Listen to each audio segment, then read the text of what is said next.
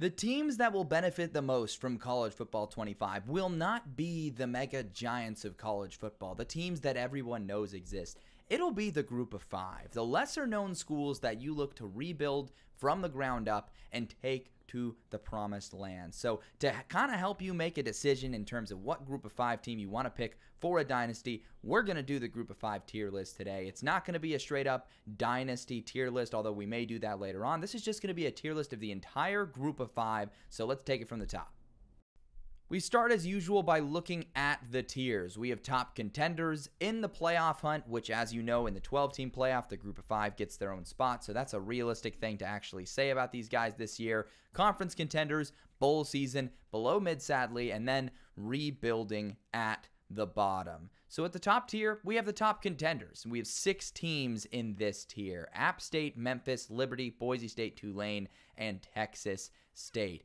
All these teams are pretty well known, so I'm not necessarily going to go too in-depth on them as much as I will on some of the later teams in this list, but a lot to love about a lot of these teams. App State's got Joey Aguilar. They're in the Sun Belt, and they're a team that's probably going to win their division at the very least and compete with Texas State in the conference title game. Texas State with G.J. Kinney as their head coach. Year 1 was a fantastic 8-win season. Year 2, they land the reigning Sun Belt Player of the Year in Jordan McLeod and have a lot of underrated weapons like Joey Hobart, Ismail Mahdi on that offense. They are really set to do some damage. Memphis, the Tigers, have really circled this year. Seth Hennigan is back. They have Ryan Silverfield. Their defense has a lot of key guys that could really make a difference this year. Liberty, we saw what they did last season. They're going to be the beneficiaries of a pretty weak schedule again. They do play App State this year. That'll be a critical game. We've got Boise State, the Broncos, ending last season on a tear, bringing in Malachi Nelson. They got a lot of positive momentum for this season, but a tough schedule they have to navigate. And at Tulane, I think they have one of the best coaches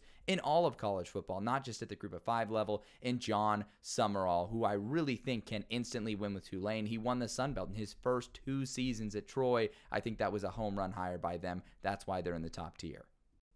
In the next tier, we have in the playoff hunt. These are teams that aren't necessarily the top contenders in their conference, but they're certainly in the hunt. And if you win your conference at the group of 5, you've got a pretty good shot at getting to the playoff this season with the 12-team playoff. We start with South Florida. Alex Golish's Bulls had a massive turnaround last season. Their offense is going to be potent. It's all going to be about that defense. They have a really tough schedule as well, some tough road games throughout the season. And so we'll see if South Florida can navigate that and get their way to an American Conference title game, which puts them in a good position to maybe get that playoff spot. UNLV in the Mountain West, another team that had a staggering turnaround, and they're hoping to continue to excel. They bring in Matthew Sluka from the FCS level to replace Jaden Mayava, who they lost. He went to USC. At Louisiana, Michael Desmarais is a guy that has really turned things around there. They have a ton of returning production, and they're a team that is a premier Sun Belt team that I think a lot of people have kind of forgotten about because of some of the flashy new teams on the block in that conference. But I really think Louisiana is a team that you cannot lose sight of, because if you do, they're going to shock you.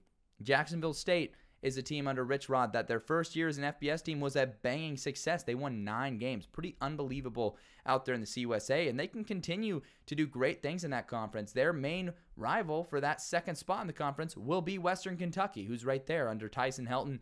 They have a high-flying offense. It was kind of a down year for them last year, but they're certainly both going to be vying for a high spot in that Conference USA. I have Fresno State in this tier. It's a team I was a little too low on, I think, for most of this offseason. I do think they'll be really solid. They have a lot of key pieces back, and they're actually really talented. Guys like Corey Foreman, underrated additions this offseason. Look for Mikey Keene and company to have a solid outing.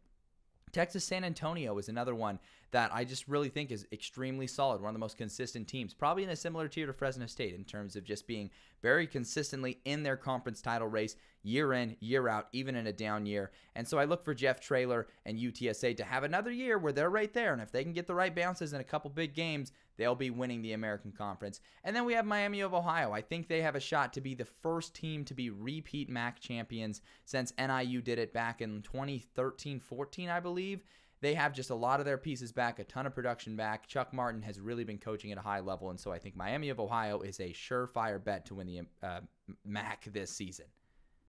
This takes us to the Conference Contenders tier, where things have shuffled up a little bit, but we've got Army, First, I think in the American Conference, they're just a very well-coached, competent team that has a key amount of returning production back, and I think they can really find success, especially with a more balanced offense in the American. Coastal Carolina, it's going to be a lot of pressure on Tim Beck's last couple recruiting classes. It's something I've talked about time and time again. They do have a young star in Ethan Vasco at quarterback. If he can step up, they'll be in a good spot. Eastern Michigan's another team in this conference contenders tier. I really believe in Chris Creighton, and I really think Eastern Michigan can be in a spot to surprise some people and make a run of that MAC conference title. And I think the same is true with all the MAC teams in this tier. Let's just talk about them. NIU is there. Shout out Thomas Hammock. I think that this program at peak efficiency should be contending and could win the MAC conference. Bowling Green and Toledo both there on the right side of that tier as well. I think both of those programs are teams that could certainly win it this year. Toledo has to certainly replace some production. Same with Bowling Green, but they both showed fantastic flashes. Toledo was the favorite to win the MAC for the majority of last season. We got a couple Mountain West teams in this tier, Colorado State and Utah State. Admittedly, this tier list was made before Anderson left at Utah State and got forced to resign or fired, I suppose. And that puts them in a tough spot. You might bump down Utah State a tier. I don't know. I guess I'll just leave them there for now because they're there. But you could probably bump them down a tier or maybe two if you think that it will really affect them. Colorado State, though, I think this is their window this year. They've got a lot of stars on this team like Torrey Horton, and they just have all the pieces in place that I think that year 3 leap is going to be real for them. And then, of course, we have James Madison out in the Sun Belt. I think they effectively replaced their coach with Bob Chesney, Kurt Signetti. I just blanked on his name somehow. I apologize to Coach Sig.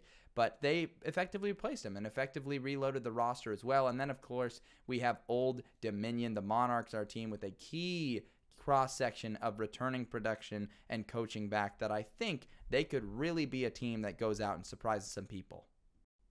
So now we're to the bowl season tier. Pretty crowded tier. We start with UAB. Trent Dilfer in his second season as the head coach. They're trying to get their footing under them in the American Conference. I certainly think they can. They just got to flip some of those one-score games.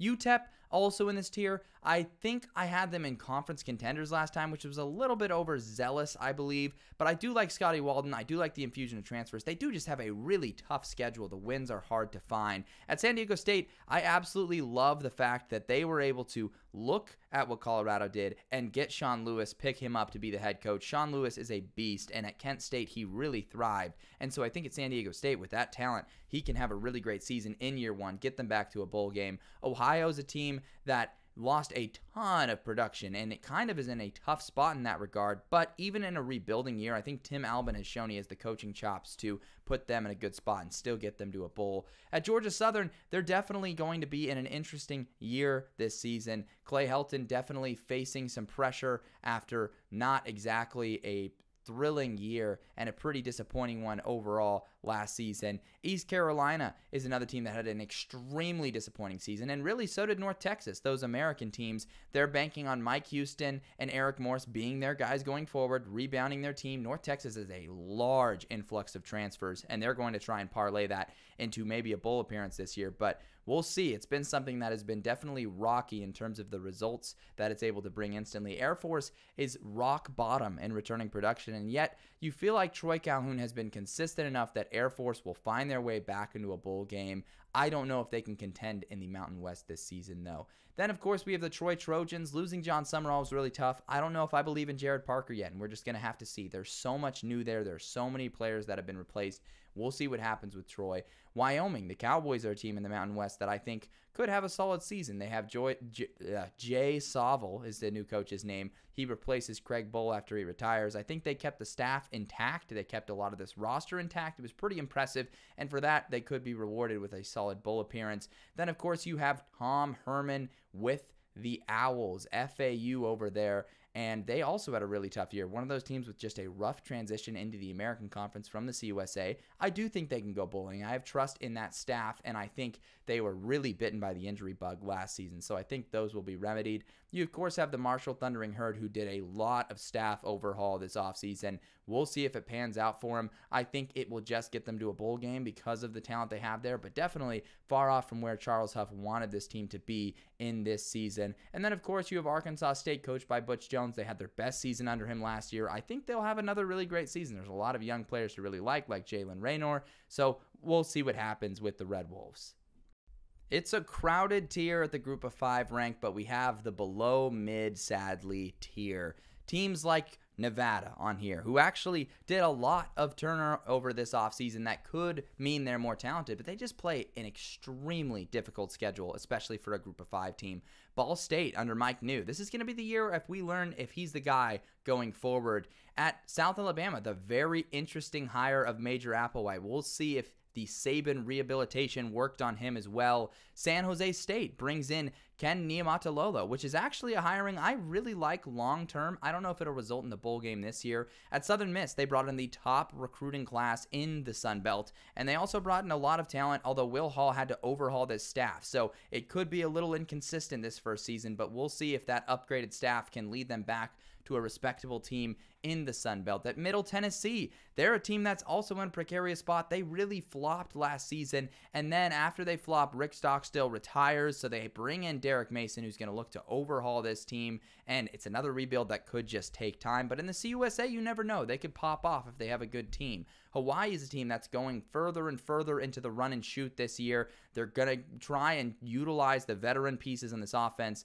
like Stephen McBride, like Jonah Pinoque, like their quarterback Braden Shaker, but we'll see if it works out for him. Charlotte, the 49ers, bring in another boatload of transfer portal players. They're hoping that that can tick their win total up another 1 or 2 games, and Biff Poggi's experiment heads into year 2. At Navy, I thought Newberry did an excellent job in their first season, but the schedule is just so unforgiving that I don't know if Navy can make it to a bowl game. I do think they're a very disciplined squad, and they do have a decently high ceiling in the American, so I'm hopeful they'll do something, but because of that schedule, I just don't know if I see a bowl game in their future.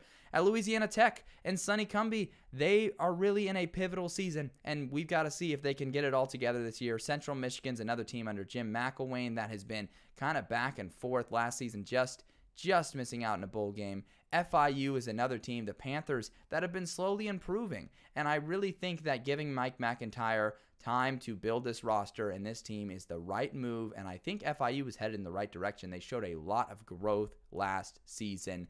At Western Michigan, another MAC team that is unfortunately going to be middling with Central Michigan and kind of just in that same tier. Sam Houston, after a really rough first year, they did lose a bunch of one-score games. So there's some promise to be had that they can turn things around. Brian Bohannon over at Kennesaw State, hoping that they can avoid having a flop of a season like Sam Houston State had in Kennesaw State's first season in the FBS. Then, of course, we have Rice. The Owls are a team that's bowl game or bust under Mike Bloomgren, and I just don't know if they're going to be able to get in. It's just such a tough slate beginning to end in the American Conference, and their non-conference schedule doesn't exactly do them any favors either. You've got Georgia State. They lose Sean Elliott. They bring in Del McGee. McGee goes crazy in the portal. I think this is a boom or bust move. I mean, they could absolutely flop like Charlotte did last year, or they could have things work out. My reaction is just we've seen this experiment so many times in terms of portal movement, and we have not seen it work out super frequently. At Buffalo, a similar situation with their head coach getting poached away, and he's now going to be on the staff at Alabama, and so they're just going to be in a complete rebuild this year, and they're going to hope that a new coach that has MAC experience can result in them maybe getting some swing games early on. At New Mexico State, Jerry Kill forced to retire again. It's absolutely brutal, horrible. You hate to see it happen to a program that's coming off of a 10-win season and had such success. Then, of course, we have UConn. I think Jim Mora will continue to balance things out for the Huskies, but a bowl game could be difficult with a tougher schedule. And then, of course, we have UMass, who also has a slightly tougher schedule, but I think their success this season will really be measured by their success against their MAC opponents, as that's where they're headed. So this takes us to the final tier, the rebuilding tier. Pretty exclusive, only 6 teams here, but these teams, without a shadow of a doubt, are going to be rebuilding. There's not really a scenario where these teams crazily break out this year.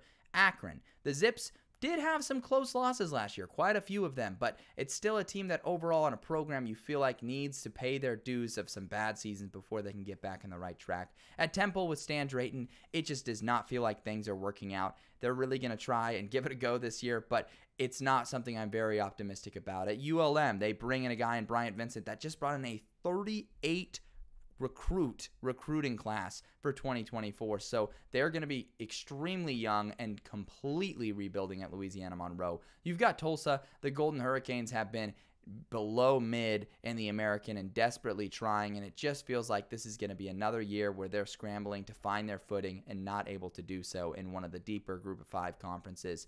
New Mexico, they bring in Bronco Mendenhall, which I thought was a commendable move, but I do not think that it's going to result in instant wins despite their efforts through the portal to try to build a contending roster in year one. And then, of course, we have Kent State with Kenny Burns trying to right the ship. I think they could get a couple FBS wins this season. It won't be the same dumpster fire it was last year, but it's still going to take time to rebuild that roster. And I think even going through the portal like they tried to, it's going to just take time. So they are at the bottom. But that does it for the Group of 5 tier list. Sorry if this sounded a little repetitive to the other one, but it definitely is a little different, a little newer than the old Group of 5 tier list. So let me know down in the comments, which teams do you think should be moved? Which ones do you like in the right spot? But that is my Group of 5 tier list.